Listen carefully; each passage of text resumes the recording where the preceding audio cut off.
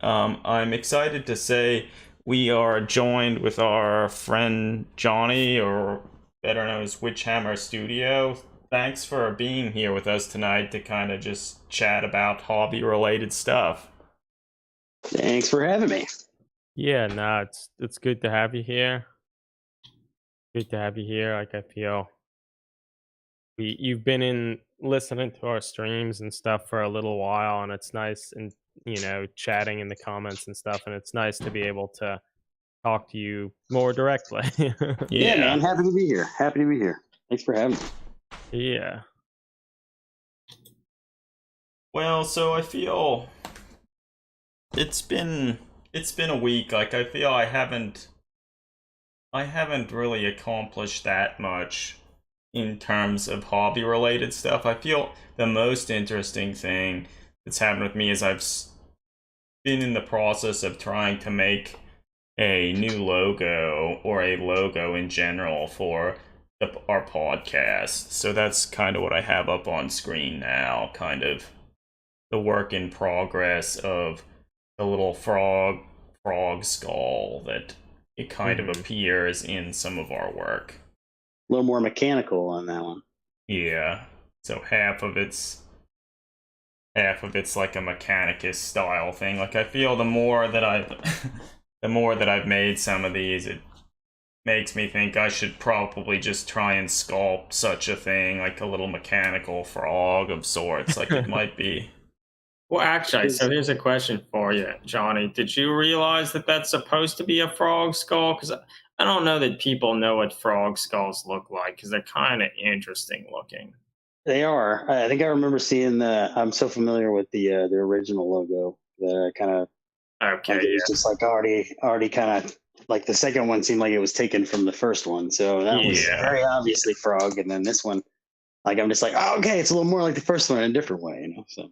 Yeah, I feel like if people come to the stream or like the podcast from knowing the blog, like the blog's logo like is very obviously a frog. Like even though the half is mechanical, I feel, and that just sort of primes you to know. And admittedly, the main podcast logo thing is a more detailed looking frog that is very obviously a frog. I feel if you only came to it seeing the frog skull, perhaps like you wouldn't, like most people don't spend a huge amount of time looking at frog skeletons. And I mean, I don't even do that, and I love frogs. They're pretty weird if you actually look at one, and if you don't have the rest of the body of the frog, you wouldn't necessarily know. Like you could probably mistake it as like a snake or a fish, like a weird, or who knows. So it's not nearly as distinctive as, say, the human skull, and hell, that's half the reason why it's so commonly seen. Doesn't have like the skull top, does it? It's like it's really open over where the eyes are, right? Yes, like they're huge. And so the one that I drew for here, it was kind of trying to make it a little more stylized to sort of harken back to kind of, I think it was the second edition, all of the symbols and skulls that were in that in those books that were done by, I guess, Wayne England, which were very distinctive, and like they were, all of the eye sockets were a lot. Everything, all the skulls and stuff were made to look a little bit more sinister and evil, I feel. The teeth were a little bit pointier. Everything was a little bit exaggerated. Yeah, emotional skulls, not a real thing, but like, I assume you guys are talking about like all the Codex art stuff. The skulls that are like, just like, but they're radder, man. All human skulls. There's like a few of them are always a vampire too, because those incisors are just like too long. That's the stuff that like I would say it on even when I wasn't hobbying, all that stuff. Yeah. Now, sometime I'll have to do like another angle of the frog skull, because if you look at the frog skulls, they have lots of tiny little teeth, which I don't think most people think that much yeah. about, with teeth. So it could probably be pretty kind of creepy and interesting. But yeah. Yeah, so that's the main thing that I've been working on. And I guess in addition to that, I've still sort of been working on Blood Bowl models. I'm close to finishing assembling some of the Chaos models for the team Greg's gonna be playing. And as much as I didn't think I liked the models initially, I'm actually pretty partial to them. Like, if you ever wanted to do something with Beastmen or something for a conversion, all the Beastmen models are pretty nice. And the Chaos Warrior blocker dudes, whatever they're called, they're pretty nice too. Like, I feel you'd probably want to make their feet a little smaller and maybe make their heads a little bigger, but they're pretty nice. They're like monstrous too, aren't they? They're like really, really big. Yes, yeah, like they're Primaris size, maybe bigger. I think they're bigger than Primaris. Yeah. Do I have? What are the other guys? Beastmen? The guys on the right? Yeah, are they like the Fey kind of guys? I forget. They're like a bunch of different types, and I can't remember all the different names. But like the Gores and the Ungores or whatever. Those have actually probably changed, but yeah. Let's actually. Can we? I watched some video on I was trying to convert a bunch of those the ones from the Blackstone Fortress, trying to make a bunch of different beastmen, and it was just like, oh, what could you? I just got to reading about it, and it was just like all the different types. It was just even more than just like Ungores and all that stuff. It's just like, this is getting to be another rabbit hole within 40K. Like, I'm just like, no, it's true. Like, I feel like for a while they've had all the different types that I don't know if they've necessarily developed hugely over the years. Although, admittedly, well, I guess because they used to have like a Beastman army book, and now I feel it's just all wrapped up into Chaos or something, so it's simplified in that way, even though I think all the lore is probably still there. But stuff's so cool, man. I don't know, like, I never even, like, it was never something I thought that was that cool until maybe a couple years ago. Like, this is rad, man. Like, I don't know. Awesome.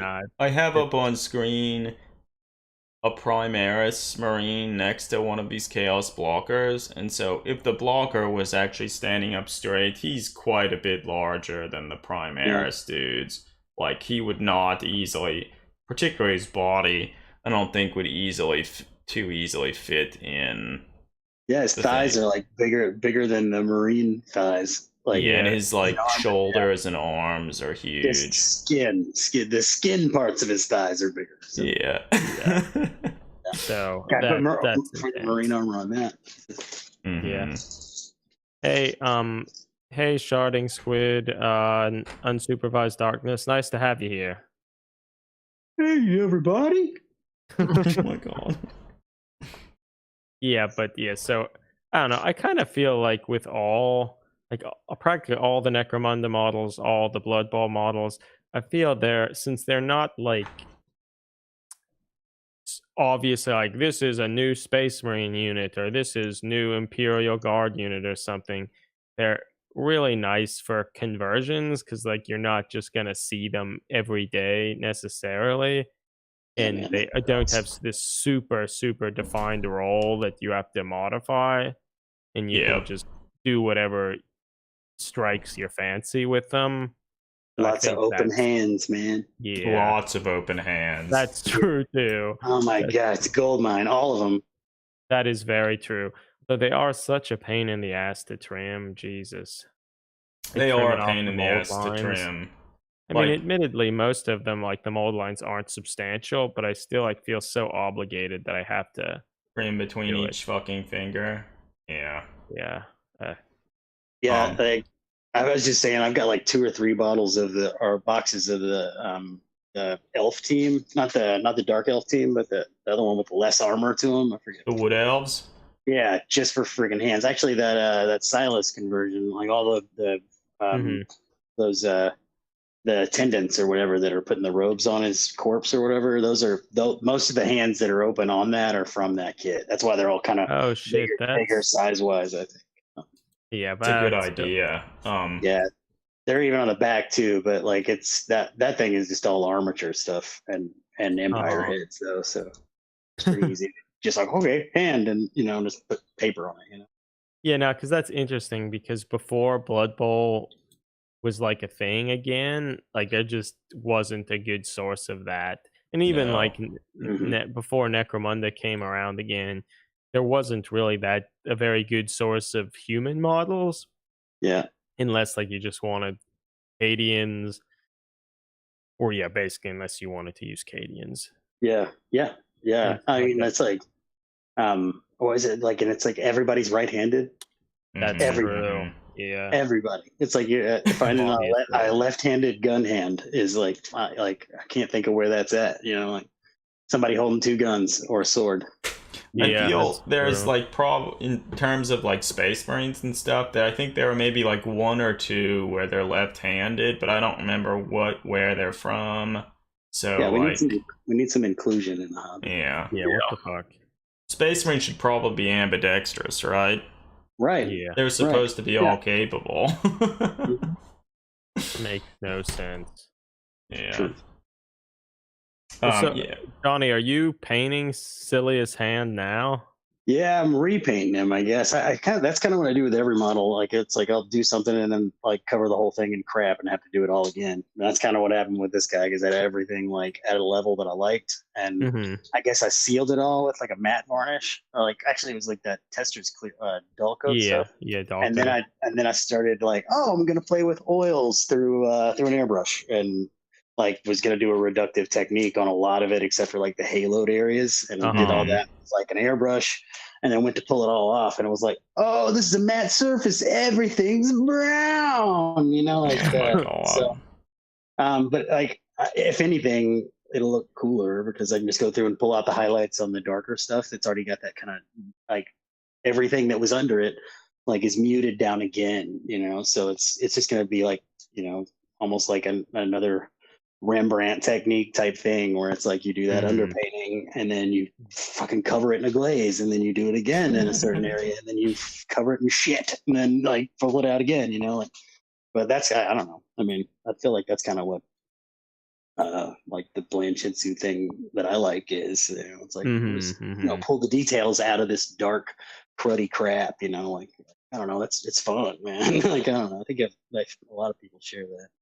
No, I certainly agree. Well, I feel it's neat how that you're always kind of trying to do new like techniques, use different paints, oil paints, Yeah. acrylics, and like Yeah, don't just have copying this. people.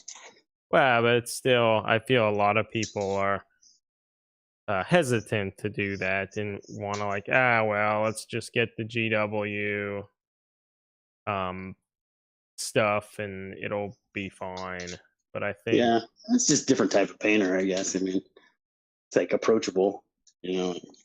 yeah, Well, maybe it helps, like, if you're coming into it with more of an artistic background, you're like, because when we started, I mean, I guess we were like 12 or something, so we didn't know dick about shit. But like, Same. we liked sketching and drawing and stuff, but we didn't know anything about painting. So like, we bought the GW paints, didn't thin them because we didn't know you should. And Yeah.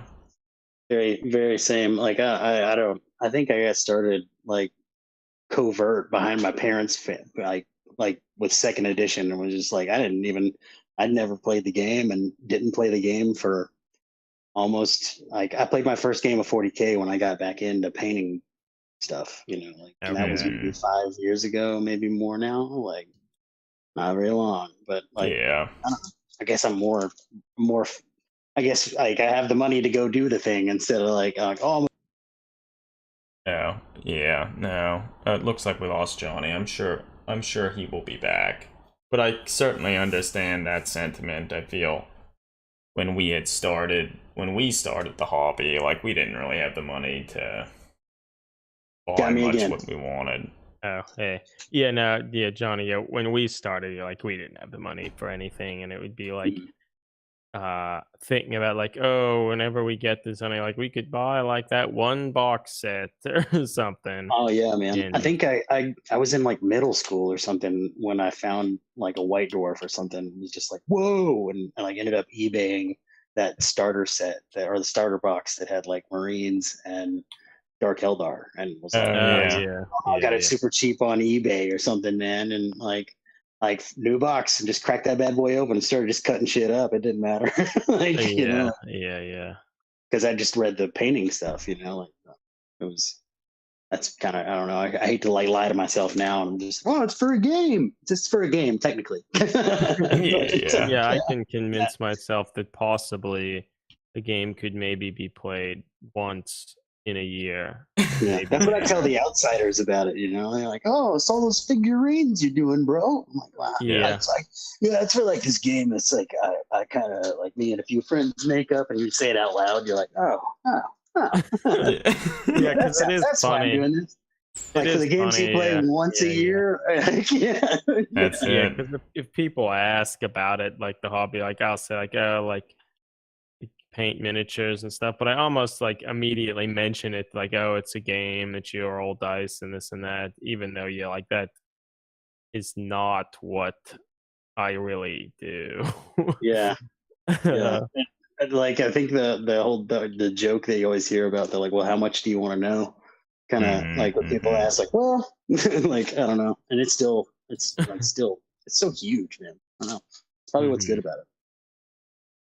Yeah. No, I mean it's also talking to people about the stuff who haven't really thought about miniatures and stuff like that. Even if you show them some pictures of like what you're working on, it's often sort of hard to really comprehend too much about them. Like, I mean, if you'd show them like a picture of this Inquisitor that you're painting here, like it's sort of, even though you can see like your hand in some of the pictures, it's hard to get a good sense of how small it is and like what, like they just would have no conception of what went into that. Like someone like us, like we know like how much work, where all these different components were coming from, sculpting and all that stuff, but like coming into that, like you just have literally no sense of it.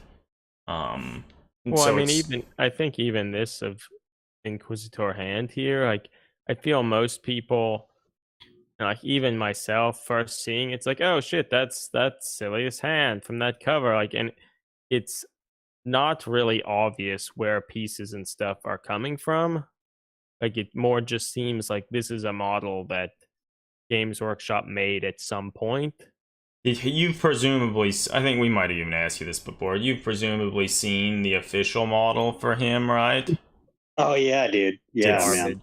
it's really Yeah, bad. I looked it up when I was starting to do. I started to do this like I started the Silas like God like or well, I don't even know how to say the damn name, but like years ago, and it was just like I think Chris Colonel he was doing like a thing where people did conversions based off of stuff from the rule book, Yeah, and yeah. Yeah, yeah. I was like, oh man, like that painting was sick, like, and I don't even know that I'd seen the painting in color, like, Mm-hmm. Mhm. which is freaking awesome, man. And I've always been really familiar with Kev Walker's stuff because I mean, Yeah. like, I'm Mhm. super into like like heavy metal and all that, like Simon Beasley and all that kind of stuff. So like his Yeah, style is like yeah. that, like really quick mixed media style, like 2000 AD stuff. And it was just like, dude, that'd be really fun to do. And I had like a few bits that I thought might work for like just basing it off the painting. Yeah. Just went from there, and then it was just like something I didn't have time to finish, so I just like passed the point of like finishing it for the thing. And but just I kept working on it here and there and here and there, and now it's like, oh, I finally got paint on it like this year, So Yeah, yeah, yeah. it's almost there. But then I got almost to a point that I was like, oh, this could be done, and then like did that oil thing. I was like, okay, there's a few more hours, cool, So Yeah. I just haven't picked it back up. I got on doing some other projects as everyone likely does. Yeah. Uh-huh. But now I was waiting on some stuff to dry, and I was like, I'm gonna fix this plinth and add some stuff. So You know, Yeah, no, that's cool. it's super cool because I feel like anyone who's ever seen that when they see this, like it like immediately captures your I don't know memory where it of that goes. image, like from the like weird blasted trees in the background to Mhm. like the kind of the weird pose or like interesting pose with all the people attending him. Like I don't know, it's just If you've ever seen the image before, when you see like the model you've made here, you immediately will know what it is, which is yeah. really cool. Yeah. So you've been working on painting this. I guess, Eric, we can talk to you a little bit. I know what have you been working on as of late?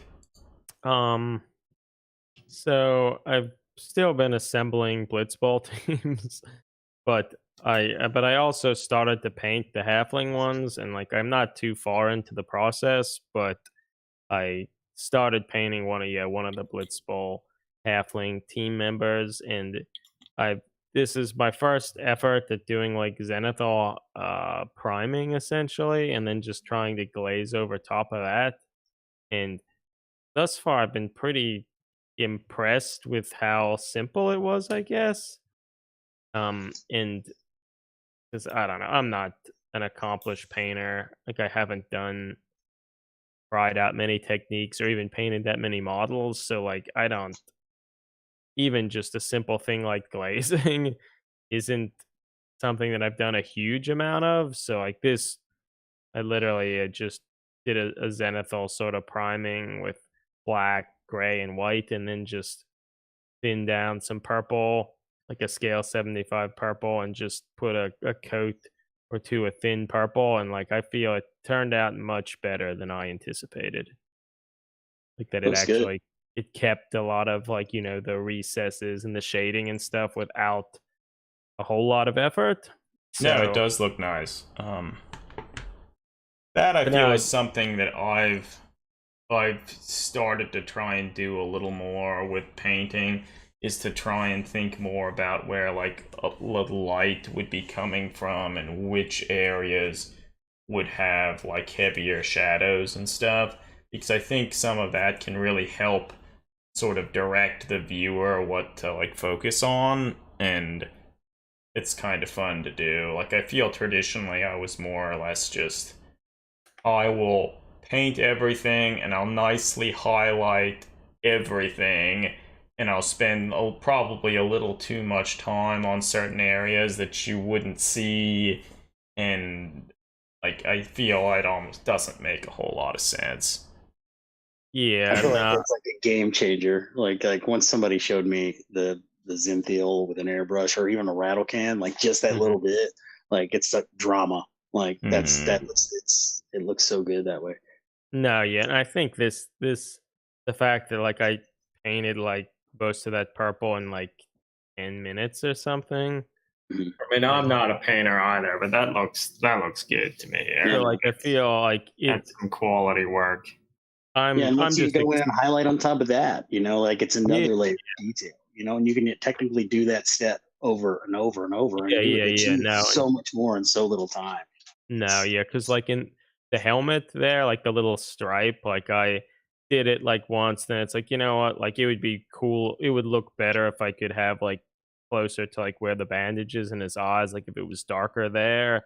And yeah, it was just like, oh, add like some like a darker color to the, and then just glaze that in lightly. And like I feel, or like, you know what, I would rather have those highlights a little bit more, and then you can just add a little white, go over top of it, and like it's thin enough that it doesn't really affect it that much. And yeah, I've it's it's fun. I think it's more fun than a lot of the because a lot of the previous painting that I've done is a little maybe too close to GW's method, which isn't that fun to paint. Yeah. No, I kind of agree, man. The whole it's like I don't know. It's like you're already at a step where it looks cool. It's so quick, so Hmm. much quicker. A lot of those speed painting videos are like that, aren't they? I mean, like just Hmm. everybody's like okay, we'll start like this, and then like just lay it on thin. I love those things, man. It's like when people use different colors to Zinthio and then like put another color over it. It's like magic, man. No, Yeah, I I mean, think that. That's It's fine. really cool. And I think the ability to do stuff like you can do it like really quickly, get some basis down there, like the zenithal gives you kind of a sense of where shadows can be. You can glaze something on quickly and then keep working at it if you want to, or just move on. Yeah. And I think that's fun. And like now I just have to move on and just finish the rest, because my hope is this will allow me to paint more quickly and just paint more models. And we'll see if that happens. Get 'Cause on to the I'm hard pretty part, s- making more decisions. What color is this going to be? Yeah. Yeah. It's the Now slowest I'm part. pretty slow at doing anything, so but we'll What? see. So I'm glad that I started the process. Yeah. No, that's good. I think I'm soon going to paint one of those chaos blockers for Blood Bowl. Just for fun. And I think he'll have maybe I'll have some orange and stuff on in his color scheme to sort of bring about the whole thought of like Halloween and October and stuff. Maybe I'll try and paint like a wicked grinning skull or something on his shoulder pad. We'll see. I Stylized think, skulls. yeah, like Eyebrows. Skulls with eyebrows. yeah. Love it. Yeah. But yeah, we'll see. I think it could be fun. So one thing that we could talk about, that I guess it was actually just even today, I had ordered a bunch of new paint from a brand of paint called War Colors. I don't know if people have heard of these, but apparently they're really nice. They're really nice miniature paints that you can thin them really heavily, and they work really well with glazing. I think they're made by a very small outfit in Cyprus, so like the small island in, I guess, the Mediterranean. And I've heard a lot of good things about them, so I ordered a set of violets and purples, just because purple's not really a color I've done much with, and I always sort of found like if I'd ever go to the store, I'd buy like one or two purples, and then everything else I just have to mix different colors, and I never would seem to get the colors that I really wanted. So this way I just get a whole suite of them, and now I can experiment a little more with them. So I don't know. It's cool that they sell it like that. Repeat that? It's cool that they sell it like that, like in like color ranges like that. Yeah, and then I also got a set of like flesh tones, because you can never have enough of those colors as well. Like, I have tons of You like can't colors. see 'em, man. Push I them. just There push we them go. up. Yeah. Yeah, because I think supposedly the paints have like a gel-based medium similar to Scale 75 paints, so they're pretty thick, and as a result, you can thin them down dramatically with just like water or something. Whereas unlike maybe like a Vallejo or even like a Citadel paint, a lot of them are a little bit thinner, such that depending on how you thin them, it might like kind of lose consistency. So you need to use like a medium or something. But these, supposedly, it's not as much of a thing. Another interesting thing, the company also, they make a range of paints which I think they call like nostalgia, which what they essentially are is they go and found like the old classic Citadel colors, and they pretty much tried to color match them, like mithril silver, goblin green, all that old stuff that I know a lot of people remember really fondly, that you can't really get anymore, or even if you still had some of it, chances are you didn't take that good care of it and it's kind of ruined. So I think it would be interesting, particularly if you're trying to paint some of the old Hammer models. So I remember mithril silver was like an incredible silver. It was really bright, and it worked super well for highlighting other silvers and stuff. I feel a lot of the other lighter silvers I've found different companies make don't cover very well, and like I've always had issues with them. But I remember Mithril Silver was great. Sounds super useless to me, but I want it. Yeah. No. And why didn't you order those, Adam? Also, these actually, I was able to order them on Amazon, and they were shipped directly from the company itself. So yeah, like you can find them on Amazon, and they're sent directly from the company. And I couldn't find the nostalgia colors on Amazon. You might be able to get them through there, but I haven't found them yet. It's always easy to waste money on additional paints that you may or may not use. Yeah, I think it's Amazon. Is it Amazon Prime Day today? I think it was. Yeah. I didn't got the buy notification. anything. Yeah. Well, so I was one thing saying that sounds useless to me, but I don't know where it cut me off. But I would buy all of them, I'm sure. But I'm just fascinated. No, yeah, it's cool. I mean, I used a lot of those colors when I first started, and I have like fond memories of some of them. So like I feel I want them, but in terms of practicality, I doubt I'd use most of. Like I probably wouldn't use them. And one thing, since I bought these paint sets, I now have tons of white and black that I don't know if I'm gonna use, but I have them now. So Yeah, who knows if they're good or not. That The logo. metallics are super good. Yeah. I heard that metallics are really crazy. Okay. But that's just reviews that I've heard. Well, so I ordered some of the flesh sets, and it was kind of charming that they gave you this little sheet, like this checkerboard, that's literally for you to test like the coverage of the paints, how you like thin them and stuff. And I thought that was actually kind of nice. yeah, it's a good idea. Like test if you're trying to make a good glaze or something, test like how it covers over stuff and it's not too dark, which I mean, admittedly, you can just do it on your hand or on a glove or whatever, but I still thought it was kind of nice and a nice touch. Yeah, so I don't know. I'm excited to use them, and apparently also the dropper bottles that they come in. The cap has like a little thing where once you like push paint out of it, the remaining paint in like the little barrel of the thing is like actually sucked back into the bottle, such that apparently they don't really get paint dried up and clogging the barrel of the dispenser. So that sounds kind of nice. We'll see. Don't they have like a design that you actually kind of have to apply pressure to twist it off? It looks that way. Well, so let's just. Well, that logo sure is a Punisher-esque logo. Yeah. Yeah, It's like no, a it shovel. does. So like it's almost like one of the safety bottle. bottles where like you push down and spin it off. That's interesting.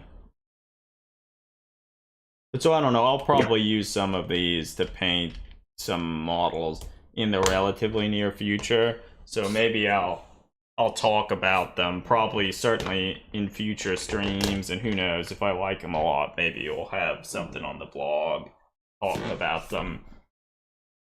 Do you have a paint line that you use the most, Johnny? Oh no, not really, man. I got I have a lot of those like Panzer Aces stuff, but it's usually like if I can buy it in a box or like a set and it's cheap, I'll get that. But like I like Vallejo, I like Scale 75. I don't think there's anything that I don't like. I mean, I even have like some like Secret Weapon makes some good paint. Like I don't think there's any that I'm just like this one brand is awesome, because I've definitely found bad ones on on some pieces and on some that they're like relatively cheap. Like some craft paint is super super great. So No, yeah, I think that's true, and I think that willingness to experiment and try other things, I think is good. Like I'm getting the FOMO real bad on the watercolors because I'd listened to a podcast where one of the guys that started the company was talking about it, and I'd look at their metallics because they had like Mm-hmm. they were I guess in that period of time there were a lot of companies coming out with those color shift things, and Mhm. some of theirs were just like, whoa, dude, that's insane. I think But they have like 30 different inks. Oh, Like their damn. line of inks must be like really extensive, and I ooh, think I've heard they're pretty good. yeah, I'm So gonna it's have to like get it. I'm gonna check it out because yeah, inks. whereas because like Vallejo, they have some pretty good inks as well, but it's like a set of 8. Yeah, I think it's just yeah, like 8. They just have the 8 inks Mhm. Vallejo, but like yeah, I think Warcolor says yeah like 30 something. So Wow, inks it's is a a jam lot. for sure. Like I use a lot of those FW inks. Like there's Mhm. just so many different things you can do with them. That and Liquitex makes really good inks too.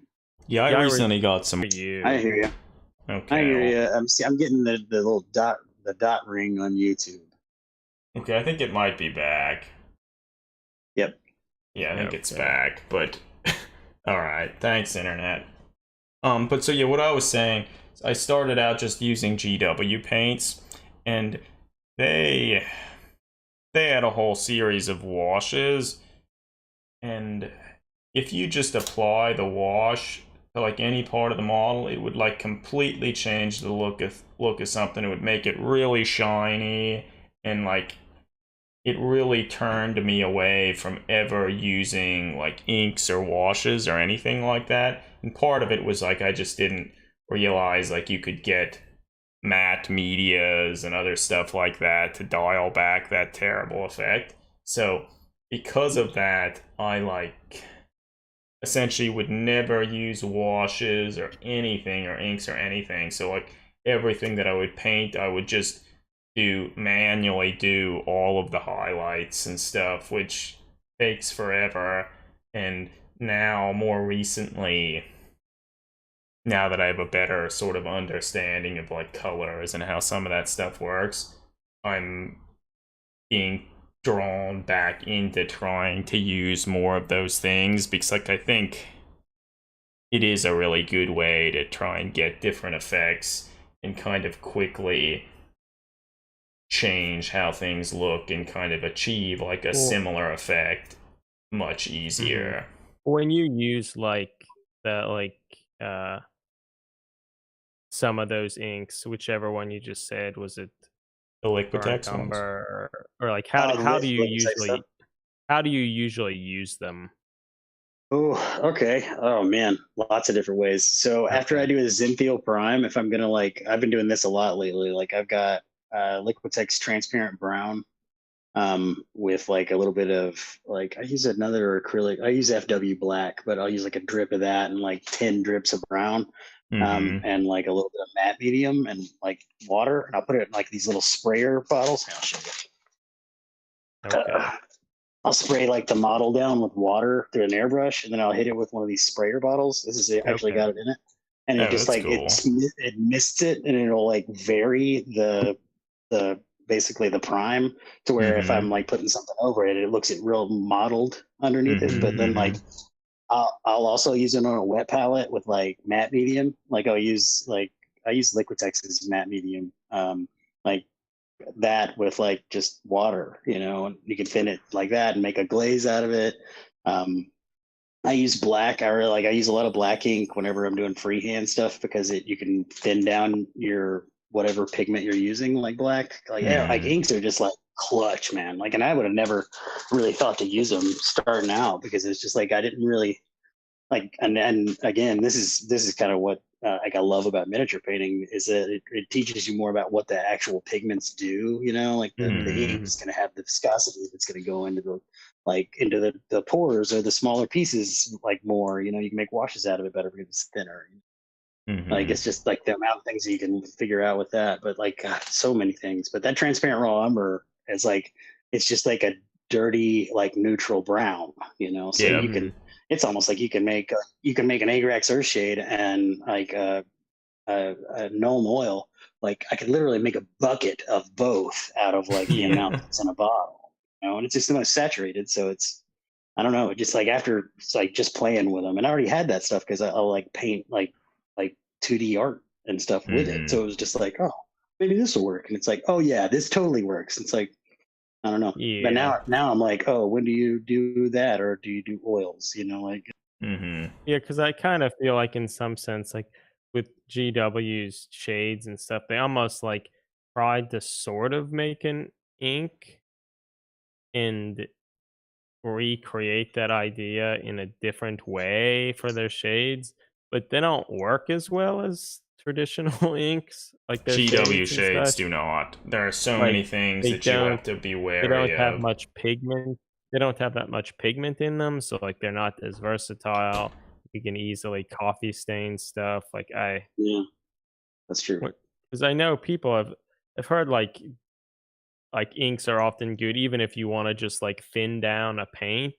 Like just if you have like an ink of a similar color, like since there's so much medium in the inks, like it's often can work pretty well to thin other paints without the pigment of Mhm. those paints like separating and such. So like I feel there's a lot of stuff that you can do with them, but I've only very recently started to work with them. So like it's all very much an experimental thing for me. See, I think that just in general is like a good point a point to mention is just constantly be trying new things, new paints, new techniques and stuff, because eventually you'll fall into things that work really well for you and are hopefully like more rewarding and fun to do, and like you'll actually want to get out there and paint your models.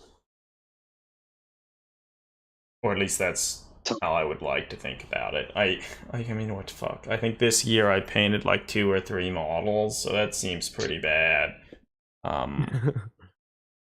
Has it really been that bad? I think it has. It's not bad. It's a struggle to get to. I don't know. It's like you got life too, you know. Yeah. No, I mean it's I don't true. know. I complain about it too. It's like, oh, I haven't had time to work on stuff. But then it's also like, I got a career and like, You have Yeah. a career. other It stuff is there too. is Yeah, a it's like, pandemic. Like yeah, yeah. I mean, there's I don't know. lots It's still of- fun. Yeah, I mean it's supposed to be fun, so like And so it's a long as you're hobby. having fun with it, like that's fine. Yeah, I guess no, one thing we can talk about, like I've been enjoying looking at all the little sketches and stuff that you've been doing this October. Like I feel like that's something I would like to do a little more, actually try and sketch and draw stuff.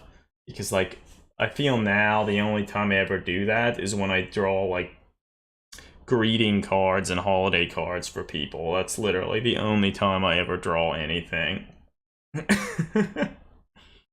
I don't know, man. The Inktober thing is hard. Like having to set aside the time to sit down To and do draw. like It's like, every day to try and do something. Yeah. oh yeah, man. I've been off today, and I haven't even thought about it. I don't know. I'm trying to do them all kind of grimdark stuff, but like, Mhm. it's just like it's hard to sit down with it. Like, all right, we got to do this like a cohesive drawing. It looks like something. What's today's word? Dune. Dune. Yeah. So I bet we're gonna get a bunch of Dune stuff, like or Shy Halud, draw a sandworm. yeah. It's, I don't know. I'm trying to keep it kind of 40K, so I don't know. Make the sandworm have a bolter. They're big enough. Yeah, that's it. Yeah. It doesn't have a torso already, so It's true. It's everything's coming together. It's perfect. it's too much, maybe too much torso for 40K. Yeah, damn. Or you could do something with a Talon Desert Raider or something, an Imperial Guardsman with a Gorkamorka, turban-ish digging thing. knobs. Yeah. I was thinking some kind of ash waste thing, some kind of abstract and atmospheric that I could do with just smearing ink instead of like actually having to draw something. Sounds great. You know, so. Well, most of the stuff that you've been doing for this, like, how have you gone about them? Or do you like sketch something out with like a mechanical pencil, then go back with like ink, or like how do you go about it? Well, I think I don't know, dude. I started it and I didn't know what the rules were. I didn't know that there were prompts and stuff like that. My girlfriend I mean, was. I'll be honest, I had no idea. She's like, do whatever you want. And I was like, okay. And then I like looked up the hashtag, and it was like, there's a prompt and an actual thing, and I'm like, oh. So I'm just doing my own thing again, you know. Like, and then I was like, okay, well, it's day 2. Maybe I'll just do something that's kind of loosely based on the prompt, because I was just gonna draw like fucking servo skulls every day, you know, like. But I mean, they're cool. But then I'm like, okay, well, yeah, right. I could draw a skull like every 15 minutes. That would be no problem. Like, but like the most recent one you did, Slippery, with that rat being like, I don't know, torn apart. Like, that's pretty gnarly. That's good. What happened to that fellow? He got wrecked. Yeah, like, I think he was stepped on. All right, I'm back. Yeah, it was like somebody was like running down a gantry in like a hive and stepped on a rat that slipped into their doom or something. I don't know. That's pretty gnarly. Well, so what I've taken to doing of like all the stuff that I draw, like I'll sketch it out with a mechanical pencil, and then I have these like little micron pens, archival ink pens, and like I use microns a lot. That's what I've taken to using, and like what's the size of it? These guys. Yeah, that exactly that 005. That's the size that that's I tend tiny. to do. Yeah, those are weird because they've got like they're a little longer on the felt that's in the front of that one. Like those are great, but like they wear out so quick. I kind of don't use that tiny one. I actually use what I've been using is a Pentel like 0.5, which is a super small kind of manga pen. And I've got a few like these Korean brush pen kind of thing. Oh yeah, deals. I forget what the company is. But they I don't have it over here with me. They're all packed back up in my bag. But I mean, I'll sketch it out with a Prismacolor pen, with like an erasable one or pencil. Sorry. Like that's kind of how I used to set up drawings for tattoos. Like it would be like you'd use tracing paper or something or a light table, and you'd sketch out with a lighter color, and then you could refine that with a darker color, and then you go in with your inks. A lot of them too, I'll use like a non-repo blue pencil or something too, which you'll still be able to see in some of the. I'm just taking photos of it with my phone, and I'm trying to do like 10-minute, 15-minute kind of things, you know. Yeah. But yeah, you sketch it out and then do it darker, and then it's like a comic book method kind of thing. But that's a good idea. I guess it's just a layout thing. I mean, I use an iPad for most of my work, but like this has been good because it's like, okay, you got to make a physical drawing, like so. Yeah. But I've been trying to do them kind of small, and like I don't know, it's real hard for me to constrain them in a square for the Instagram. That's been the struggle lately, but it's hard, man. Mad props to anybody who's done it all the way through. My girlfriend did it last year, and I'm like, holy shit! Like I don't know how you did it. Like I've 2 of them have been pretty late, but I don't know. It'll get done. Yeah, that's fine. No, I mean that's cool. Like I feel just all the stuff exploring different media to try and like achieve different effects is kind of neat. Like I use those micron pens, and like when I color stuff, it's just using Prismacolor colored pencils, mainly just because that's what I have. But I think it would be interesting to try out some other things. So like we'll see. But it's the type of thing. I've been thinking about. Go ahead. What? I've been thinking about getting like a small kind of watercolor book or something, or just like maybe like crystal board or something, and trying to kind of go a little more John Blanche on it, and take like maybe some ink with me to work. I still use the pens, but like just kind of use washes with the ink and white too. Like I think that might be kind of cool. But it's like, all right, you got to go get that stuff. Go set that little kit up and take it with you, because I'm either at work or kind of out and about, So it's like I've got to.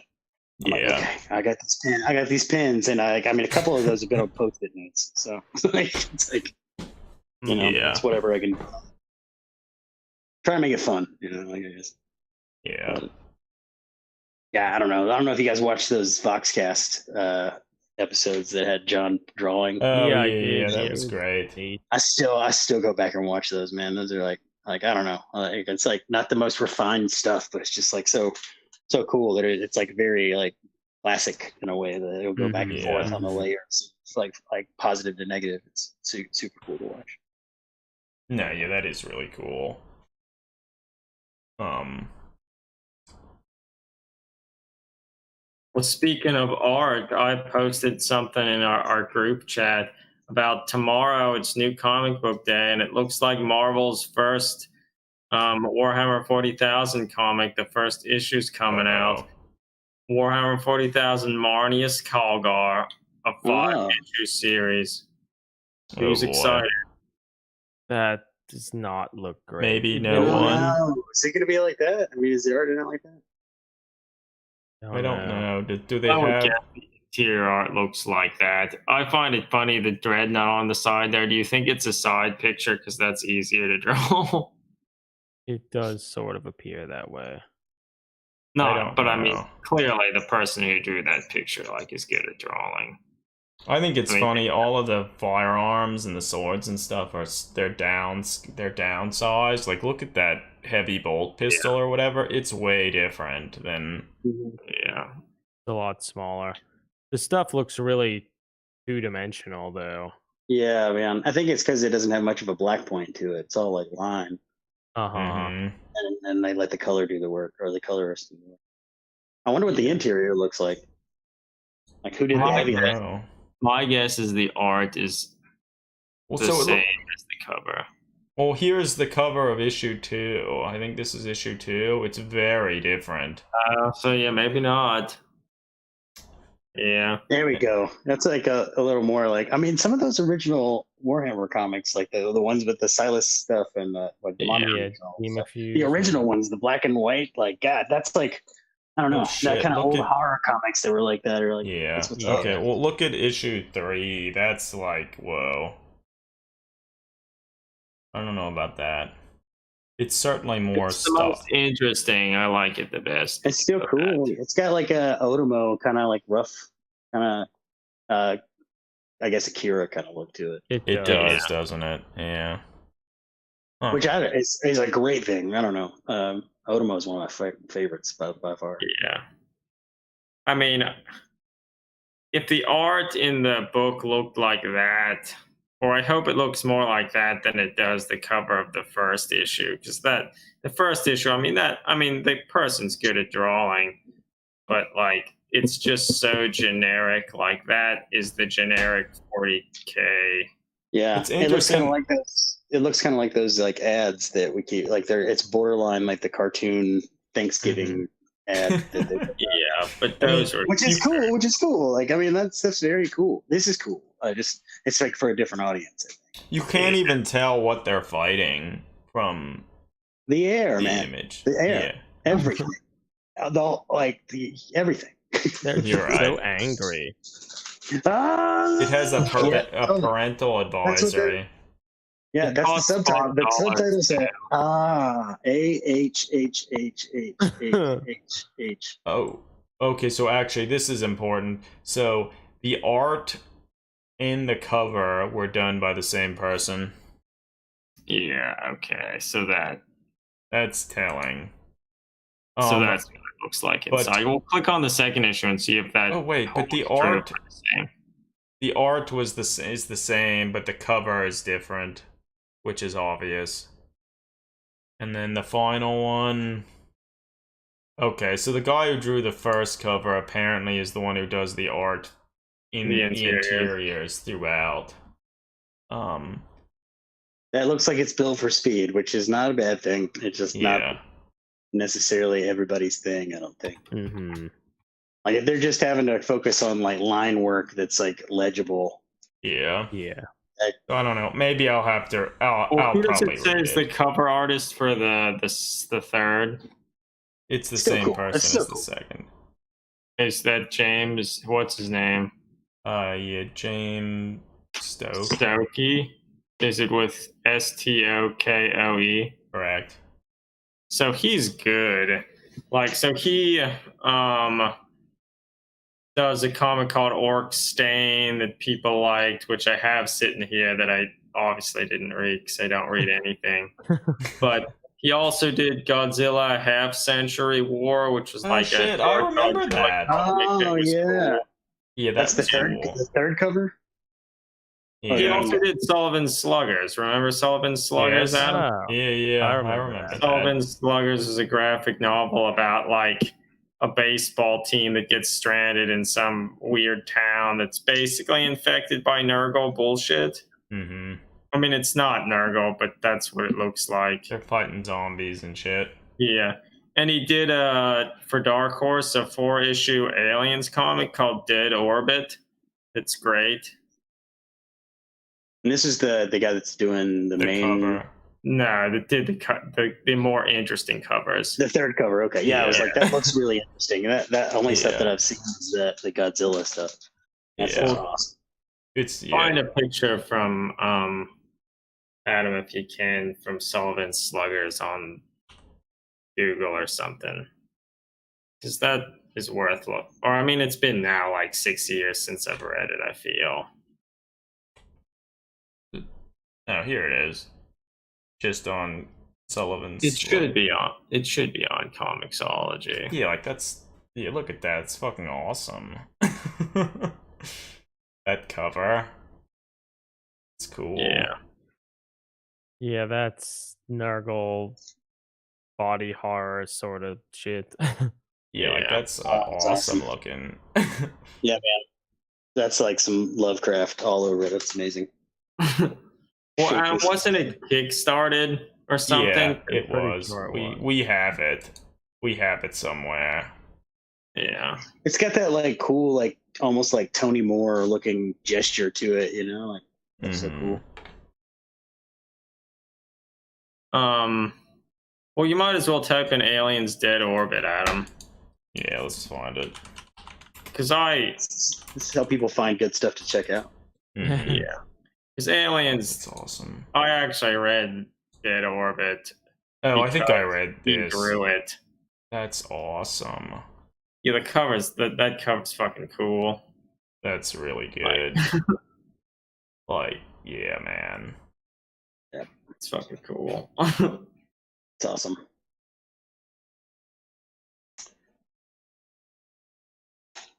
And there's lots of Alien comics that I like read almost none of them except for the Mike Mignola. Mignola, yeah. Yeah. Dan Abnett did a bunch. Yeah, he's written some that I purchased and didn't read because, well, you know. I still haven't read any of his comic book. I'd be interested to see. He did a bunch of Guardians of the Galaxy like 8 years ago before like they made movies out of it. Well, he wrote like so much of the like cosmic space Marvel stuff years and years ago. That's before Guardians of the Galaxy, those movies came out and then people loved it. But he he wrote tons of that stuff. All the Nova stuff and Yeah, the Nova Corps Annihilation was cool. arc. They've been slowly putting on Gaunt's Ghost stuff on Audible, like tick by tick, like it just like they started at the first one and just started putting them on there. So I've been spending time with that quite a bit. Oh, so how many of them have you like listened to?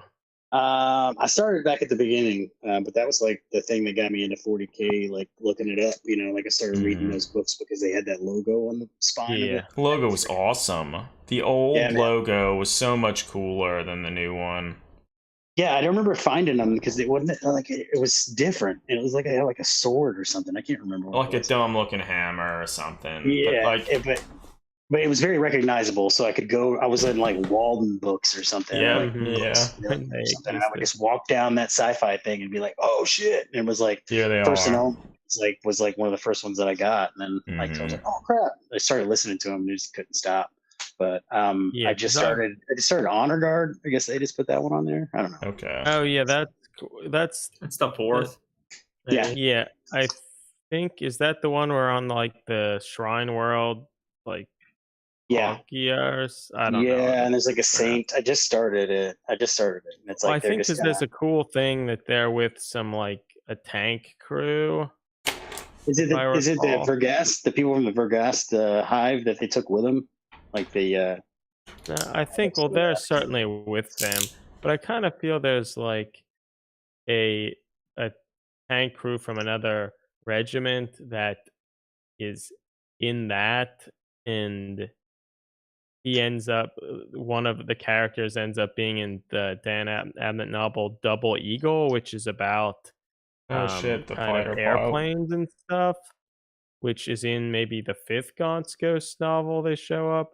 But there's a oh lot shit. of like kind of ties to stuff that's cool. Yeah, And man. I just it's I mean, admittedly, I read like Honor Guard like when it was released initially, Mhm. so it was like a long time ago. But I think it's that one. There are a bunch of tanks, and they all have great like names. Like one is I think Fear to Tread, and like all Mamsel these. Mayhem. I Man. and just all these fun kind of sometimes sort of clever names, or I don't know. It like really stuck with me. Is I mean, Well, I 40K vessel names in general are a comedy that people haven't tapped. I don't think. Like yeah, some of it's them, true. yeah. It's I thought it would be true. great. Like one would be great. It would be like uncomfortable encounter. The uncomfortable encounter. That's good. Like Uh-huh. just like awkward situation. Yeah. Well, Mamsel Mayhem. Inopportune boner. Like Mamsel Mayhem. Like I didn't even read the book, but I remember Eric you telling me about it. Like when we were. But the Dan Yeah. Abnett's great because a lot of his novels, it's like he would like, I want to write this, like I want to write a novel about like tanks, and so he'd do a lot of research for like tank combat in World War II or airplane stuff, and the fact that he would like, and I think it shows in a lot of his novels that he actually spent time talking with veterans or like mhm, researching different stuff. Like I think he wrote a book about Titans. I think it was just called Titanicus, and mhm. and I think that kind of defined a lot of the stuff around Titans, or like how their Majoses would be and all this stuff. And I think the inspiration he got from it was about like he's like, how do I think this would be like in real life? And he ended up deciding that he thought it would be like submarine combat, Yeah, I mean that's a good. and I like how feel you a have to good use thing. all like your radar, sonar, and stuff to try to like sonar to detect things Yeah. and all these things, and how like you can't really see what you're doing, and like I don't know, I think that like trying to think of ways like that you could make things Hmm. seem more legitimate, even though like obviously like they don't exist. No one's But ever I think seen. Yeah. Yeah. But it's like it's so fun to speculate on that, especially like with Titans yeah, that have like princeps that are like sewn into the machine.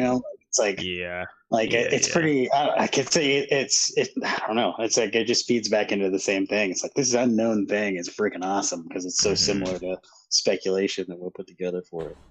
Oh, mhm. actually, Meandering Shade, thanks for joining us. I think we've all been doing pretty well. I can't complain too much. Hopefully, everything's all right with you as well.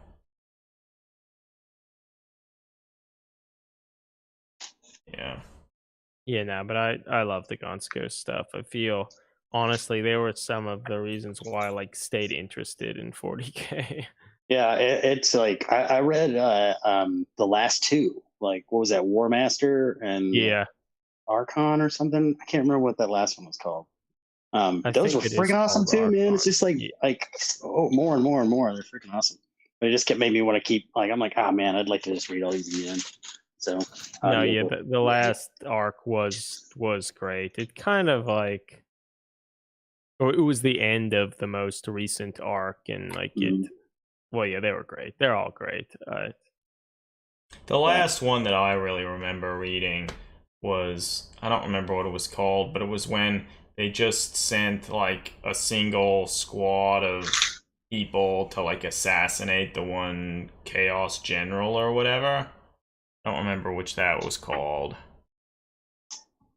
I read Raider General.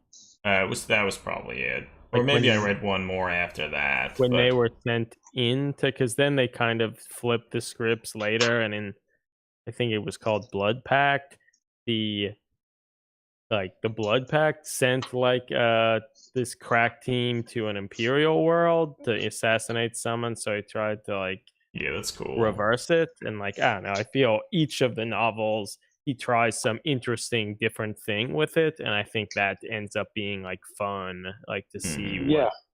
It's like he hasn't does used with it up yet.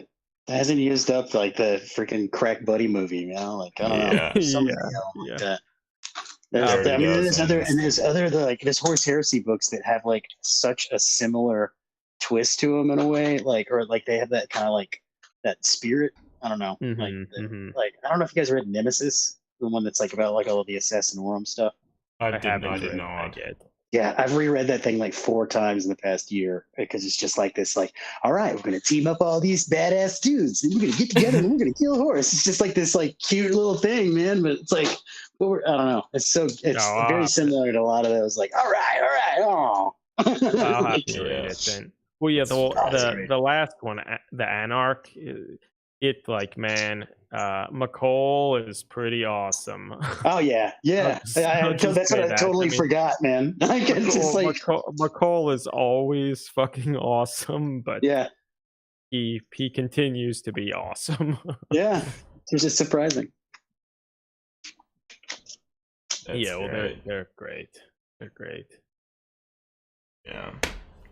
So I guess we should probably talk at least a little bit about some of the new models that they showed on the Warhammer community page. The one I feel I'm most interested in talking about is the Necromunda model. They just showed a single. Even before that, are people gonna rush out to get their new Mega Gargants? I don't think so. They're pretty cheap. They're only $195. I mean, they're cool models. They're cool models, but I'm not gonna pay like $200 to get one of the Mega Gargants. Yeah, I feel like unless I had a plan. Every time you say that, I'm thinking, oh, it's like they made an orc like Titan thing, and it's like no, it's nothing like that. Giant. I haven't seen a lot of these like up close yet, so this is good. Yeah, the Giants look great, but damn, that's a lot. That's a lot. It is a lot of money. It's like there's not any bits in there that I want that bad. That's for me at least. Yeah, I mean, I guess if you're literally just because you want to do some conversion and make one of them, like maybe that's fine. But like, I can't imagine like in an army that like, oh, you need at least 3 of them, and then you need, because they reboxed the regular Giant, I believe. 2-pack. And a 2-pack. They had a 2-pack before that was like $80, but I think maybe they repackaged it for this release and increased it to $120. Really? Oh my god. Like, we need to increase this to be more in line with the ridiculously expensive bigger one. Like, they're really cool looking, man. I mean, that's really cool looking. That skin alone is rad. Oh yeah, it's wonderful. I saw shields, and I got that Frontline email where they had put together one of them. And it was on a table kind of showing you the scale and stuff. I'm just like, dude, it looks sick. I mean, it's just, like any of the Sigmar model, the big centerpiece models, like it's just like, God, that you do something with it, you know, like it's just, it looks nice, but I don't know. I got too much crap, man. But yeah, Meandering Shade. Yeah. Like, I feel a lot. Like, I know Mr. Pink, like Modern Synthesis, was super looking forward to getting one and doing something with it, but like, almost $200. Like, I can't justify it because I would buy it, look at all the cool pieces and stuff, then put it back in the box, and then probably never touch it until I saw on Instagram someone needed a very specific piece, and then I would just break it out and send that piece. Yeah, it's just not. Well, for $200, think of what better stuff you could do with it. You could buy the Bandai Space Marine figure. Craig. No, I don't even remember how How much was that figure? It was only. Could you just use it? $100. Could you just use it like as a Gargant? Was that Yeah. Yeah, you could. I'm Somebody's sure you gonna look down at you for that. Okay, all could. right. Yeah. What if you base it up really nice? All right. Yeah, like I only had so much money, and I bought the figure. Yeah. Well, because I think that was like a little over $100, maybe Mhm. 120, which is still Really? a lot, but it's still not Mega Gargant. I don't think I territory. ever knew what the price was. It was pretty That bad. Bandai figure, you mean? Yeah. Yeah, I mean I bought it. I don't remember. It was, I think, $100. That's cheap. Yeah. Like and GW money. I think. GW money. That's free in GW money. They've been doing a lot of these like long, like tapered glazes with highlights into them on like Mhm. drapery and stuff on the heavy metal team. It Mhm. seems like it looks cool, man. Like, I don't know. It seems different, but maybe they've been doing that forever. But Well, like so they're doing on that, like that Ariana, what is it, sister Tariana Yeah. or whatever. All that red on her. It's got that like tons of purple glazed down the bottom, and then they just pull that red back into it. Looks really really cool. But I guess they did that on the Deluxe models too. yeah, I think so. Well, so probably the most exciting of the models they've shown recently is this little underhive. What are they even called? Is it a doctor? I think it's probably a character. Yeah, I don't even. Doctor Arcanos or whatever. Yeah, so it's a doctor. I don't know. It pretty much just looks like a Deloc model. Like the coat and stuff is very similar. He's a little more hunched over, and he has this really weird Kiss the glove type situation going on there. Yeah, and then this huge mechanical backpack with an overly large like buzzsaw and blade. Is that a camera at the top? That looks like a las rifle, similar to the ones the Van Saar have, like the Van Saar las rifles and stuff. They look almost exactly like the one on that arm there. So I would assume it's like a But he has las cutter. his floating skull light, so he's okay. It has to be a gun. I mean, GW put It's the a gun gun. on that shit. Yeah, it's a gun. It's a fucking Even gun. if it might be cooler if it was a camera, it like has to be a gun. No, Yeah, that's a las gun. It looks like an old school VHS camera, like this guy's like he wants to play a game. Yeah. But he's cool, and he has kind of the Plague Doctor-esque nose, or whatever. So this will certainly show up in conversions everywhere. Yeah, I like it. Well, I don't know. I don't see why we're looking at this when you could look at the new Terminator Chaplin promotional model that they're gonna sell. Shut up, Eric. I don't know. The upper shoulders and head on that Doctor model, like by themselves, is like probably worth the kit. Yeah, it's worth like just the black, like different color there. Those situations on like a normal body or something, or any other body. Yeah. I don't know. That's like I think many people like I do when I look at kits. I'm just like, okay, I'm gonna cut that off and put that on this. Yeah. Okay, Eric. Here's that Space Marine Terminator that you wanted to see. Weekend they're having like a Warhammer Day thing, and they're maybe showing new models or something.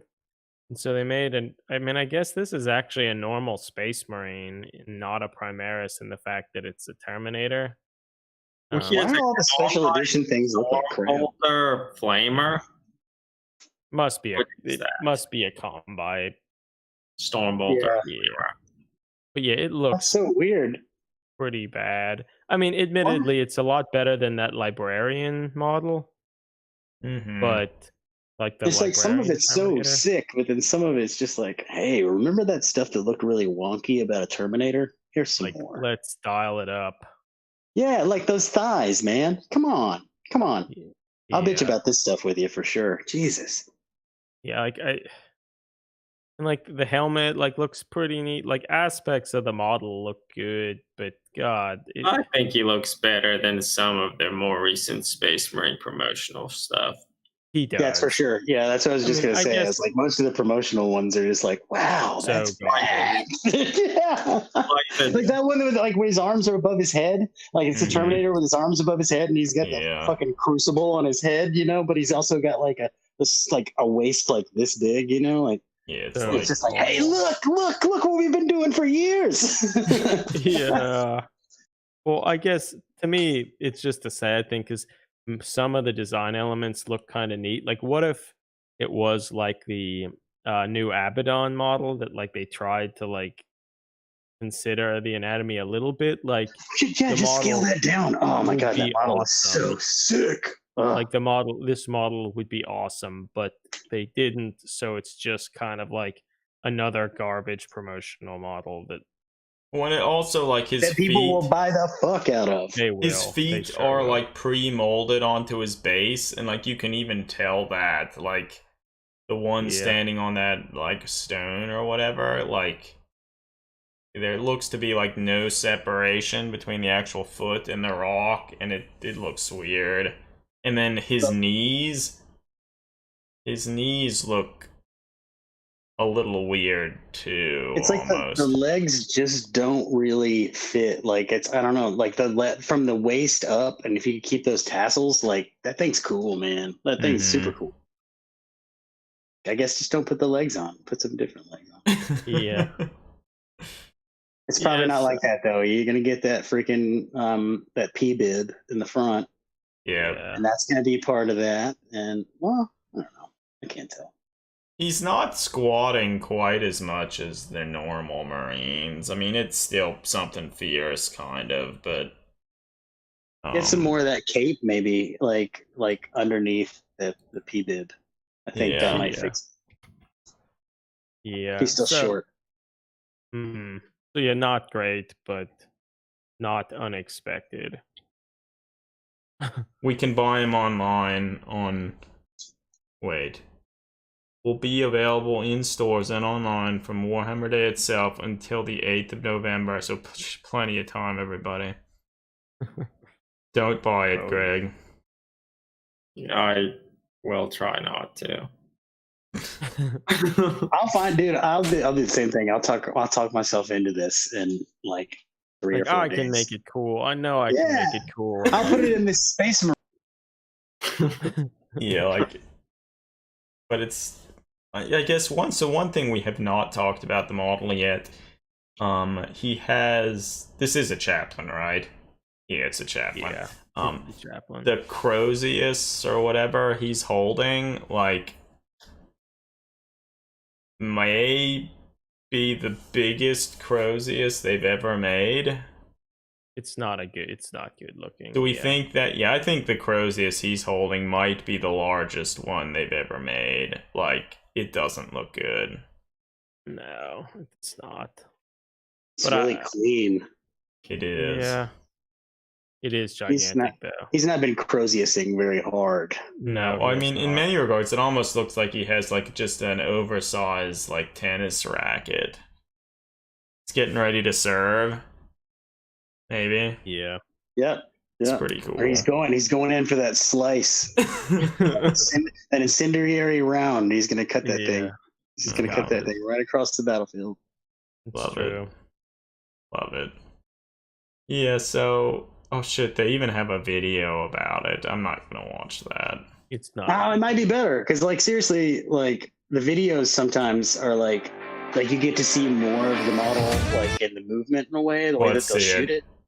And sometimes it's like, okay, like you can kind of see it a little bit different. There's so many models that like, they think they get that angle and they don't. Yeah, I feel oftentimes they really fail getting the right angle, and it does hurt, people's appreciation for them.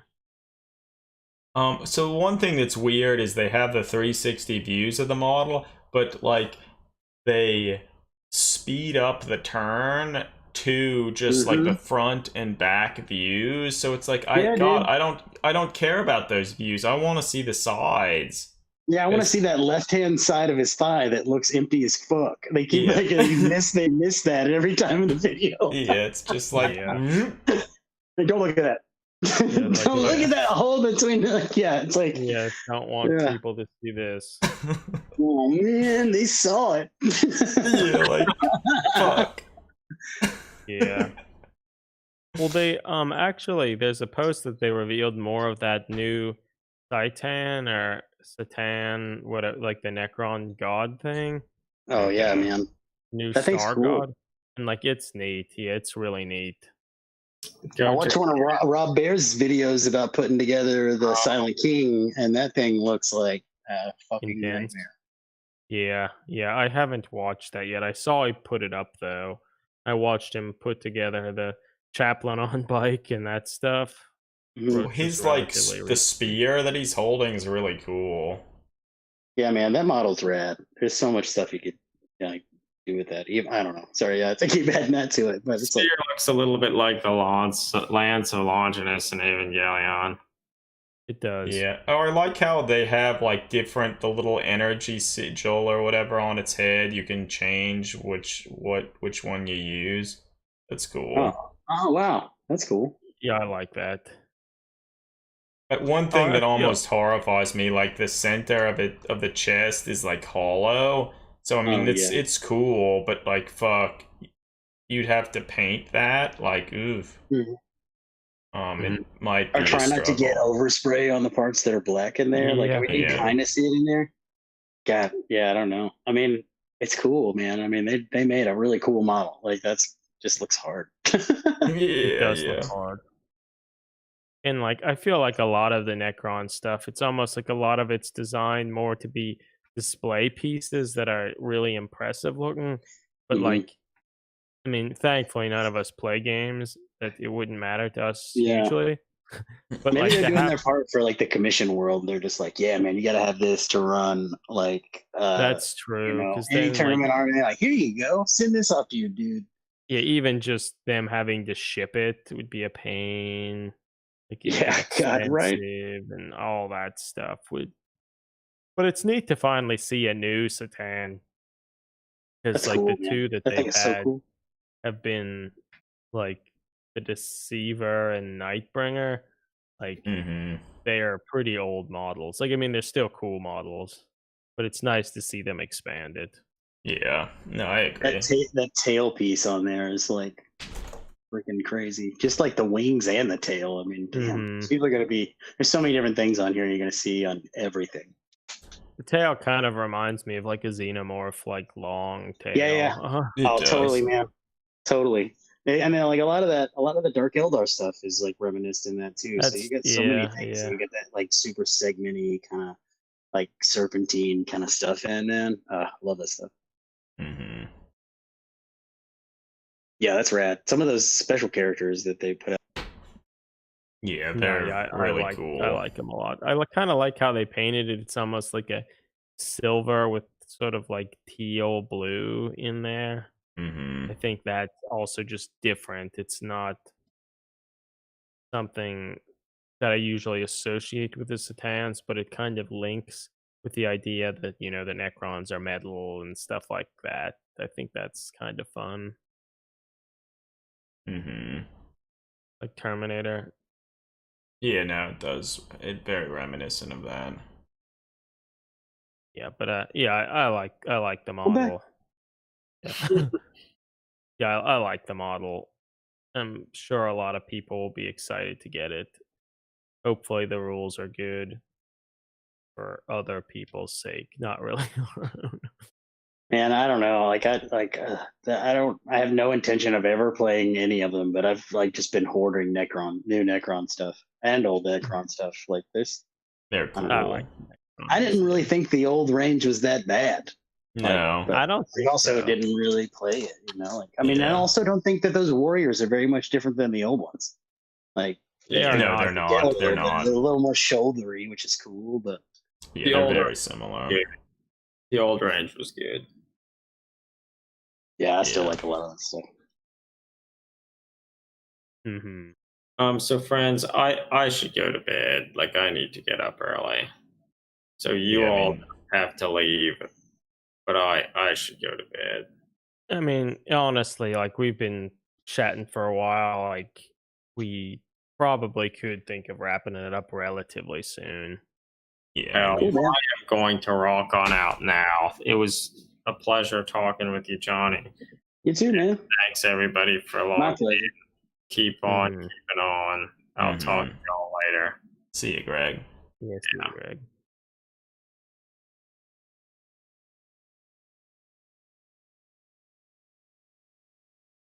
Wait, actually, Whose feet are huge, Dave? is he talking about the Satan thing? Because I mean, he does have big You got some feet. big old feet. It's like a god. Yeah. God's some big feet. Well, you could use that argument for any complaint we've had ever. Yeah, Probably. it's true. I can't like at that point. It's like, well, Yeah. You could, and maybe his second should. heart wouldn't be that, Like, well, his second heart seems to be made of stone, and that wouldn't pump his liquid energy plasma through his metal body. Yeah, I don't Yeah, know. two hearts, little feet. Obviously, everyone knows that. I can't tell. I can't tell if his feet are big or not because they're doing that whole like freaking extend point thing there. Yeah. Mhm. It definitely looks like, yeah, he's a god. Like I definitely it reminds me a lot of that Carrot Ross or whatever, Carrot Ross, whatever. Bob, what is his name? The Bone Reaper's centerpiece. fuck. Yes. Yeah. I don't remember his name, but yeah, you're right. It's real similar. Like, Hmm. I wonder if he's that big. That guy's pretty big. Yeah, it's Yeah, I think true. he is pretty big. I got a piece that I was making for Stellus out of that thing, and he's like even like his minions are like at least 2 feet bigger than a Space Marine. Like they're big. Damn. Whew. Well, what isn't bigger than a space marine these days? I mean, that's kind of true. Like they really go wild with. Certainly, all the Necromunda models are. Yeah. Oh, and that none of, I guess, I mean, I don't know, just for doing those Van Sar models. I mean, those guys are short, like, but they're in the they're all the models are so different. Like, Mhm. I don't know, like the Deloc models are like taller than like most like, I don't know, 40K range things. Like Oh, yeah, they're huge. practically any GW models, honestly. Mhm. Yeah. Mhm. Yeah. And then like the Orlok models, like every single thing on them is like a ham. Like all their hands are huge. All their feet are huge. The Orlocks are the worst of all the new Necromunda We don't need models. to get down that rabbit hole of complaining about Some the of them, I Orlok. think, yeah, they're like, that's like all of those Necromunda models though. But like, there's so many things on them that like you could just, it's like I can't rule it out. I used like one of those Orlok Yeah. hands to like scale up one of those one of the Van Sar models. Like Mhm. would it just look like a big padded glove? But like Yeah, I mean, yeah. all of this stuff kind of does. But yeah, they're real awkward, man. Like real. I chunky. think if you look the Orlok models, if you look at them from the side, their legs and like ass look atrocious. dump trucks. Yeah, they're Dump like trucks. big, chunky. Yeah. Yeah, like oh. But it's like they stay like all of them look like that. I guess even those new ones still have the big chunky legs. Yeah, I guess that they're was supposed to be like that sort of minors and stuff, surprised me because, like, I feel the newer like Goliath models, they added some kind of younger looking ones, some Mhm. female ones, and I got think some of those. tuned up, like changed some stuff slightly that I think make the Goliath look better in general. And I'd been hoping that they would do that honestly for both the Eschers and the Orlocks, and they didn't really do that. It's not that the new models for either of those are miserable, but like they didn't have the same level of improvement. No, they did not. Yeah, I thought the jetpacks were kind of cool idea. Like that's just. I mean, I've been trying to put jetpacks on stuff for the past few weeks. So like, I was just like, no, of course, I'm of sure you course. could do something cool with them. They fit on all admittedly, things. you're like the strike team you've been working Oh on. damn, they're Like, rad. so cool. They're Thanks, rad. man. Like I think that's like Stellus was where we are gonna do a bunch of different boards and stuff, and it just got like after that got canceled, it was just like, well, I'm just gonna make my own stuff. Like so, it's just like they're super cool. Their bases are cool. Like they all kind of, I don't know. They're just really great. thanks. They're They're really almost great. done. Almost done. But they're supposed to be in this like kind of cliff city floating world kind of thing. Well, like a lot of them have like kind of a nice like floating kind of look to them, like a weightless look, which I think is neat. Yeah, they're awesome. When they kind of remind me of your like Doom guy with his plane that you made a while back, but just more like kind of similar with their armored body gloves and stuff, and kind of taking that sort of imagery and going somewhere else with it. And I think that's fun too, just to I see think you I'm do back. more Oh with yeah, that. Joey. But yeah, it was just supposed to be the boards based off of like a cliff kind of building, like it's just floating different islands of land masses. So they're supposed to be equipped to be able to jump between them and maybe Yeah, I float mean a little bit. they very much give off that vibe. Some of them kind of almost feel as if they're sort of like floating, or like they're like the one like that has the skull face that's kind of like dashing forward. Like that's clutch. Yeah, And that base has got like a big hole cut into it to where you can see through it. So it's like that's she's awesome. jumping over like this section. Yeah, because Of, I was actually gonna rocks. mention that like I thought like that I feel is a neat like clever use of bases to add additional interest and like dynamism to a model. Unlike I feel like Games Workshop tendency, like we're gonna add a rock, or that it's just like there's no purpose to that. Whereas I feel the stuff that you're doing here is actually like adding to the narrative and the scope of what's going on and the movement and such involved in them that like I think is really neat. And it's something that I feel Games Workshop tries to do at times, but I think often kind of misses the boat. Yeah, they But do. this here, I think, is like spot on. Well, I and think I put a video up of the base when I was doing it, like I think in the story, but I haven't really got pictures of it like it is there. But I think in that first picture of her when she was right after I built her, like the servo skull on the bottom hadn't been glued in. I didn't notice it when I was taking the picture, so it's facing the wrong way, but oh yeah, kind of covers up the hole a little bit. Oh yeah, But that's the only one that I cut the holes in because it was just a fucking pain in the ass. I love. He's so cool. One of your posts, did you like kind of twirl around each one in sequence? That you Oh can yeah, I see. think that's down. It's Yeah, I can't remember where I put that in. it's the That two video before went your next to it, maybe. two before your first Inktober sort of thing. It doesn't matter, but like it you can see it. Like I love that base design. It's like so cool. Thanks. Like so cool because I feel the one guy on YouTube did almost like it's not oh, really that's similar to awesome. that at all, but would like take a base, carve it out, then kind of fill it with like resin or whatever, to, like make it Yeah, look like ice or water. And like I feel there it goes. playing around with bases like that and using them to add additional elements, like I think is an interesting way to play with something that is so accustomed to everyone. Everyone like, oh, that's just the standard base that Hmm. is very much like a gaming sort of thing. Because otherwise, if it was just on strictly a diorama or something, like you wouldn't do a base at all. Hmm. I think But that's the fun part for me, man, for sure. Like the base is like a little cutout of where they're supposed to be, yeah, and I and think I was that doing these guys for that, like to figure out how I wanted the ground to look. You know, yeah, and like I think that's neat to do that, but then like to play around with people's standard conventions of what a base is, I think is neat. And I Yeah, that's think awesome. particularly the one with the hole in it is like a fun way to use that common shape, but in a different way. So like Awesome. Really Thanks, good. man. I also those- like your use of the Lorgar model. It was really good as well.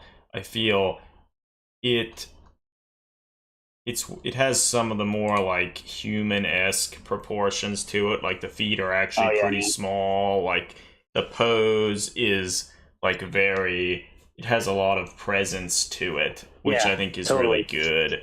But it's not Yeah, like overly dynamic or anything, and it gives you kind of a lot of freedom to like add and change stuff. And Yeah, people talk shit about that model, man, but it's like, it's I mean, good. I really like I it. think they talk shit about it because it's such a pain in the dick to put together.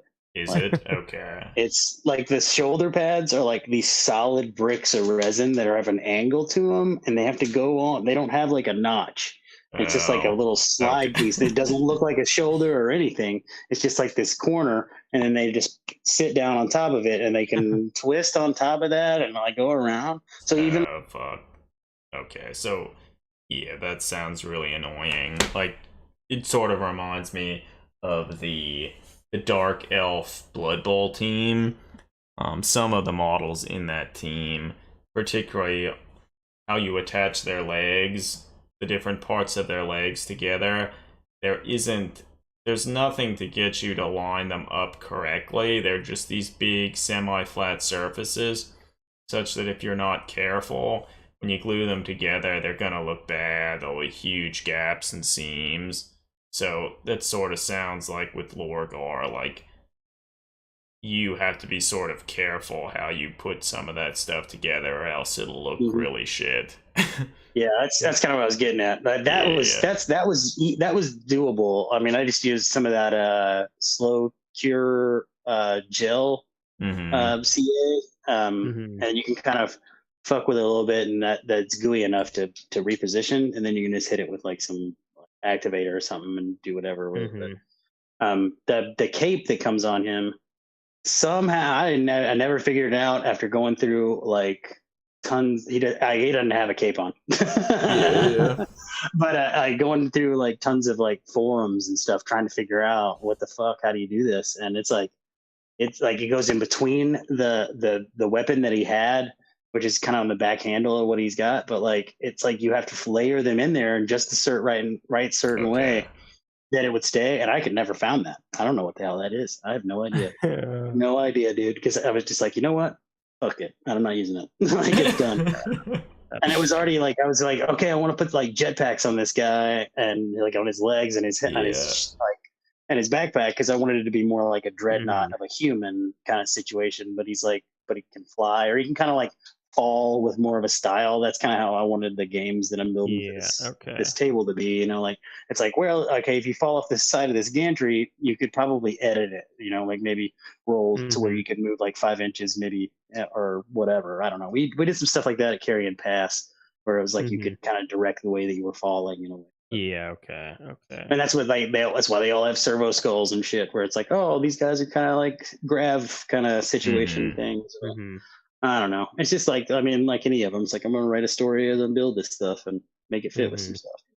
Well, in general, I just love like the conversion work and stuff you do that I find everything you make um the resulting model like doesn't really look like anything else in 40K. Like they Mm. obviously have some like, oh, there's some skulls on there, servo skulls, or like that might be a bolter or whatever, stuff like that. But Mm-hmm. it all has just its striking own identity. Like even like you made some stuff with the like the poxwalkers and like Mm-hmm. Oh with the yeah. like, but they don't read as poxwalkers at all. Like Yeah, these, well, it's like the poxwalkers are like base model are like just drunk naked psychos, man. yeah, Like you can Mm. make so much crap out of them, man. It was just like that was just like, oh well, they need some. This group needs like some little cheap freaking fodder dudes. Why don't I just hmm shave off all the warts and shit and like Mm-hmm. smooth and this like thing I out with think fucking that plastic glue? And it's like that's a drunk naked guy. That's yeah. a drunk naked guy with a lightsaber, and it's terrifying.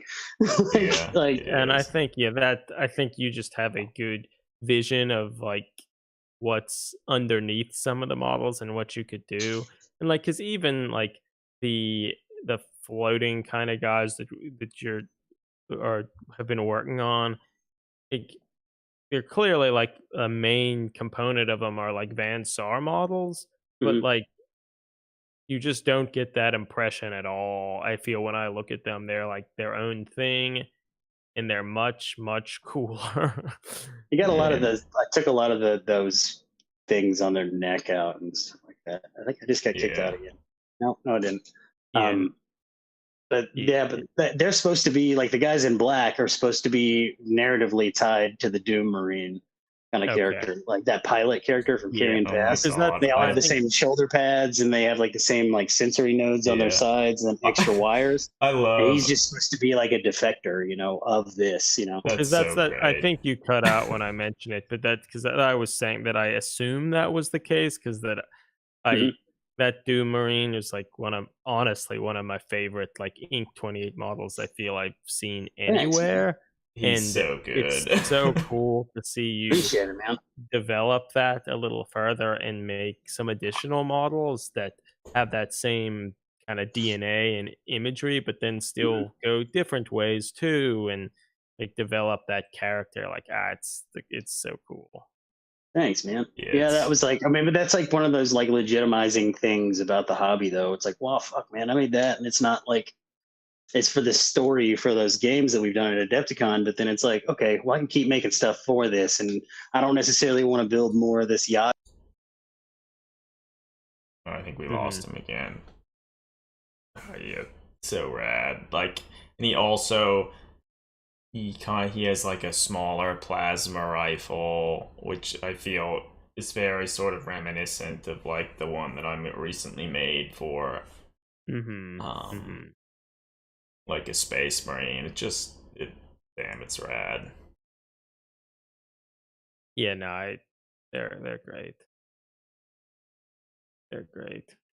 And then actually, it's interesting. So let's look. He has the little servo skulls and stuff too, which are kind of painted to look like his helmet as well. And so I wonder. Yeah, let's go back and look at the newer ones.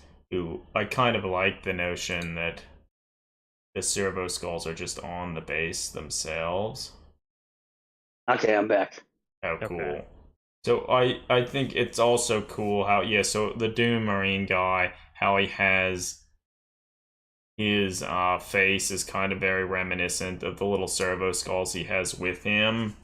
Hmm. I like that. And then I think it's neat on like your newer ones that you just incorporate the servo skull on the base. That I That feel was like that was with the servo skulls. They were with the Vite, the Kelm character. mhm, He's the pilot for the vehicle that I made for Carrion Hmm. Pass. But the yeah. vehicle and he were like supposed to be like almost like a defected Imperial kind of servant, which is part of that house or whatever that I've been working on lately. But Hmm. they were like he's been tested by. I mean, he's basically been like augmented by an unknown kind of chaotic force or whatever, and that's what the helmet and the skulls they are represented on the ship too. So Mhm. basically it's like a way for him, they're almost like grav kind of unit things, and they were Yeah. almost they played with as servo skulls as well in the game. But it was like supposed to represent the idea that he could kind of levitate out of the ship or be assisted out of the ship as the ship was still flying, and they were almost like this like kind of AI type sensory thing on the left and right of that of the gun mount on the center on the bottom of that.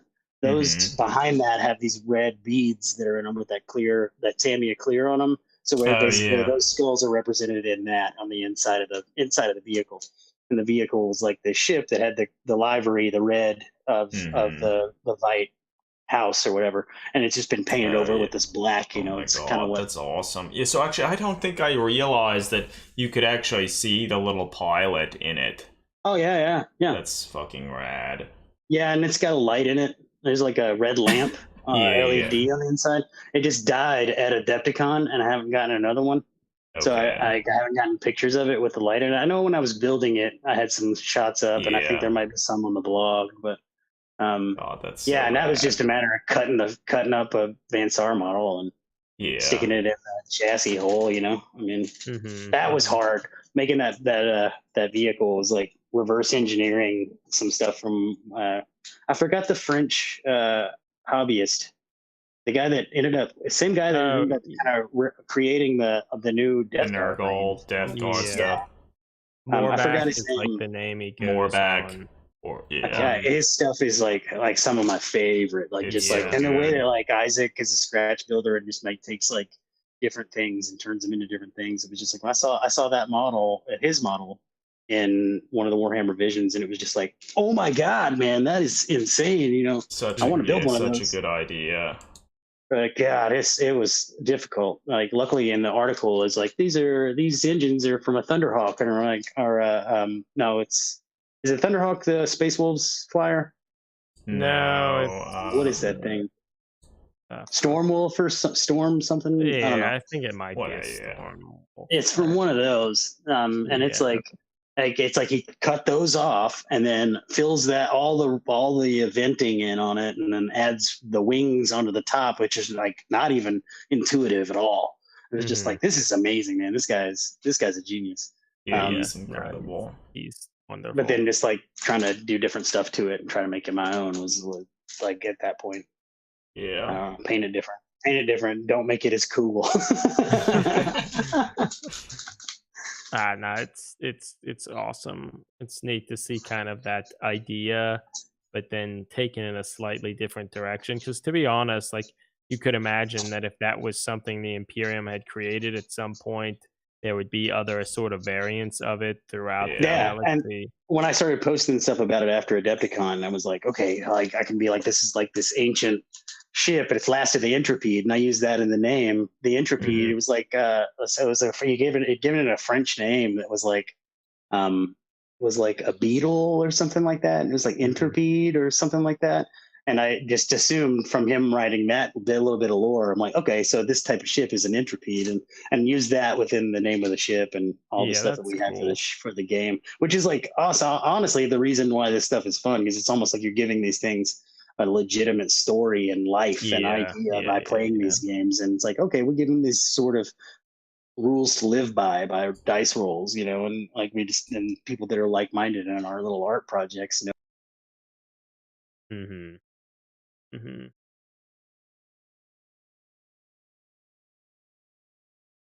Super cool. Yeah. Yeah. Makes me want to do some more interesting and crazy like conversions and kind of expand more on certain things. Like, I think we should certainly try and You go have a lot back. of Vanstar models, Adam. You could try. No, it's true, I do. Seems write like I something should. like it. It would be fun to expand upon that concept. Agreed. Yeah. And then also just expand on some of the other stuff we've been working on. Like, we should make some more stuff from the Red Church. It's been a long time since we've done anything with that. It has. It really has.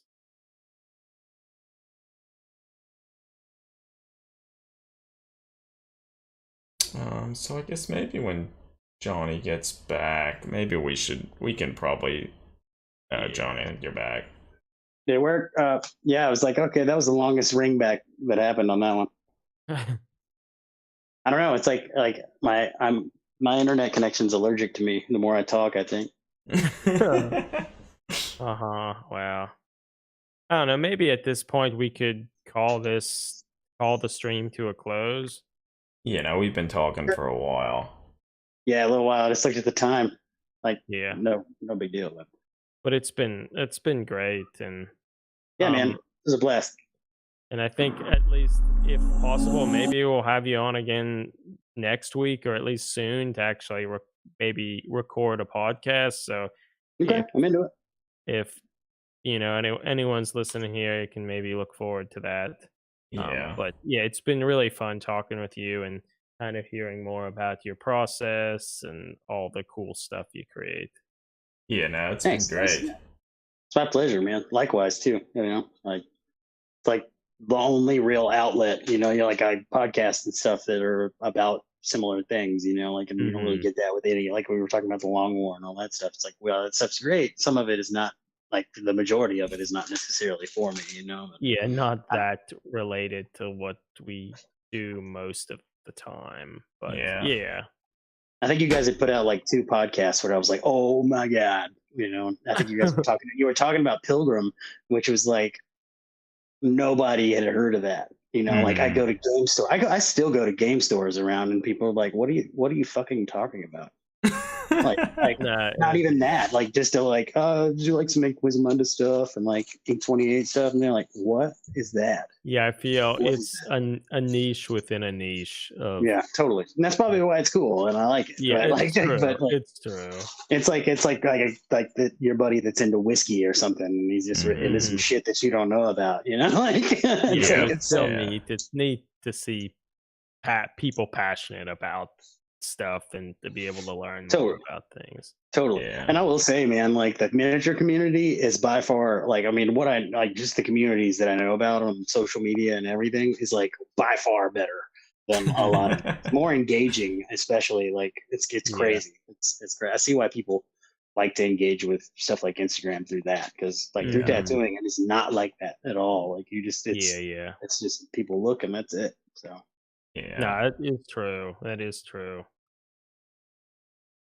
Well, yeah, all right. Well, thanks everyone for joining us tonight. Thanks again, Johnny, for being with us. We had a lot of good discussions, and I guess we'll talk to you again soon to ask you like more questions and kind of delve into like what your interests and kind of your whole process for working on things are. Sweet. But yeah, thanks everyone for joining us. We will talk to you again soon. Stay safe, keep on enjoying the hobby, and yeah, over and out. Yep, see you everyone.